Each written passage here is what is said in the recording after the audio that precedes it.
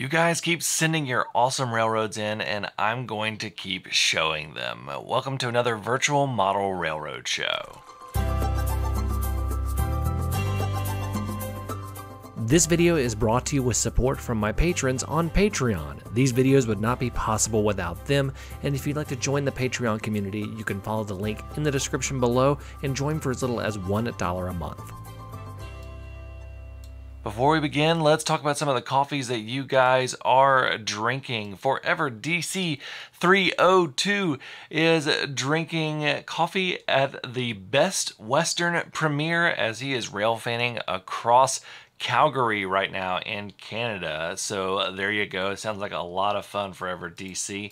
Let's check this out. Mill Run and Western is drinking Dunkin' Donuts with French vanilla. Always love me some Dunkin' Donuts coffee.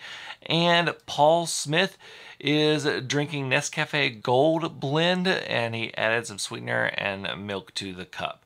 So that all sounds good. If you want to tell me what kind of coffees you guys are drinking, you can leave that in the comments below. Let's go ahead and hop into our submissions. We're going to start with Andy Crawford. Now, one thing I like to do is a lot of people will only show finished railroads. I like to show railroads under construction. So let's take a look at Andy's right here. He's got his work going on what looks like an HO scale railroad, and it's based on the ONR up in Ontario, and it's going to be a double deck with a helix to come, but he's got his work underway right here, and I really like showing this because it shows the process of building a layout. He's got a great layout underway right here, so looking really great. You can obviously see where he's got that second deck built out, but it's going to be a ton of fun once he finishes this. So great job, Andy. That's going to look really, really awesome. By the way, I forgot to mention that I am drinking some store brand coffee today. Nothing fancy, but as always, black with 2 sugars. Let's get on to our next submission from Matthew Ertel. It's another model railroad journey, and I really like this one. He sent me a ton of pictures, so it's going to be a little bit fast, but Matthew Ertel sent me his entire journey of him building his railroad, and he's got a lot of them here. So you can see he has his basic construction right here, and it's just a lot of different photos that he has of building this. So I like seeing this little bit of base work. You can see then he gets his track work, and then it just keeps on coming and coming and coming. I personally think he's done a great job with this bench work, especially with the curve that he has put in. That can be a little bit tricky for some people, but you can tell that he has done a lot of different things here. He's got a lot of work going on, a lot of testing going on, and it's going to look really great in the end. Here's a picture of it further on down the road. So this looks really, really great. Good job, Matthew. Up next, we have a really cool submission from Randall Wakefield, all the way from Okinawa, Japan. He's a former Marine, which is why he is out there. Let's check this out. You can see right here that he has a bunch of different things right here. This is an N scale, and he's got a lot of cool details on this layout. He's got some Conrail, but it's also mixed in with a lot of Japanese scenery. So a lot of cool things going on here. I know he's got a photo of the entire layout here coming up, but you can see that Conrail power and just intermixing these two styles, because as you guys know, that N scale is very big out there, and Kato Unitrack is a Japanese product, but he's got a lot of really cool things going on this layout. He's done a lot of work. He said it's 100% fictional small city with Japanese structures, and it's running Conrail from his childhood. The layout is 120 by 75 centimeters, so you're looking at kind of that little over probably about 4 foot range. So a nice little layout, has a lot of cool little details. I love seeing a mishmash like this. This looks really, really cool. Great job. There's your overall picture. You can see it has the Kato everything right there. So it looks really great. It looks like he's still doing some more stuff, but great job, Randall. This looks really, really awesome. Up next, we have Shay Rutzatz. He has some cool stuff from his railroad, and let's check this out. Look at this scene right here. I love it being next to the window so that you get a ton of natural light. By the way, the locomotive you see in those, that's a custom painted locomotive. This is just a fantastic job right here.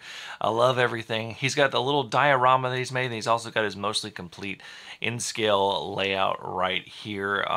He has the custom work is from the West Van locomotive, and and this is just such a great job. I love all the work that he has done on this. You can see a little bit of CM power, but I love the work. I love the little fence right here, and you can see some static grass and some things like that, but looks really great, Shay, and I really like this locomotive right here as well. Just looks really fantastic using that Kato Unitrack, which you guys know I love my Kato Unitrack. So he's done a really great job with all of the detailing. Looks like that might be a 3D printed dumpster that still needs to be painted, but that looks really great. Here is one little section right here, and this just looks great. I mean, this looks really great right here. I love the weathered cars. I love all the stuff right here. This just looks fantastic. Great job, Shay. Really loving it. Next up, we have Jim Hresco, and this is just a fantastic looking layout. Let's hop into this thing. This thing looks really, really great. Just check out this. I really, really love the weathering and the detail that he has done on this. This is an N-scale bench layout. It's 66 inches by 15 inches, so it's a nice size. He has 10 switches. This is all DC power, but just look at the weathering on some of this. Like, this is just phenomenal. This weathering just looks fantastic. Look at the graffiti on there. This looks just really great. You can tell that he has put a lot of time into this, and it just looks so great. Like, the cars look really like they live in that world. They're not, I really got to do some weathering on mine. That just reminds me, but he's done such a fantastic job. I love all the little junk details and everything, because a lot of times you see that and a lot of times we'll miss that. So those are just really, really phenomenal. All of the factory stuff right here looks really, really great. All the weathering on the concrete, on the buildings. This is just a great job. I'm loving all of the billboards, everything as well. You know, it just looks really, really awesome. I just want to say great job, Jim. These are fantastic. I mean, this is just an example of how to do some really great weathering, especially at N scale. This looks, I mean, just, I love this overhead shot so you can see just how narrow this actual layout is, and then how much detail he has crammed into this 15-inch space. So this looks really fantastic. Great job, Jim. I absolutely love this. If you want to submit your railroad for the Virtual Model Railroad Show, I am taking 2023 submissions. I'm going to have a link. You can either email me, or I have a brand new website where you can submit your photos there. So be sure to check that out. Until next time, I'm Jimmy from DIY and Digital. Stay safe, be kind, drink some coffee, and happy railroading.